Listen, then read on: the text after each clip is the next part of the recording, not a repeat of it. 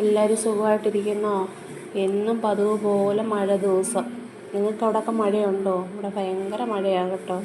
പിന്നെ ഇന്ന് ചക്കയുടെ വീഡിയോയും ഒക്കെ ഞാൻ ഇട്ടിട്ടുണ്ടായിരുന്നല്ലോ ഷോർട്സിനകത്ത്.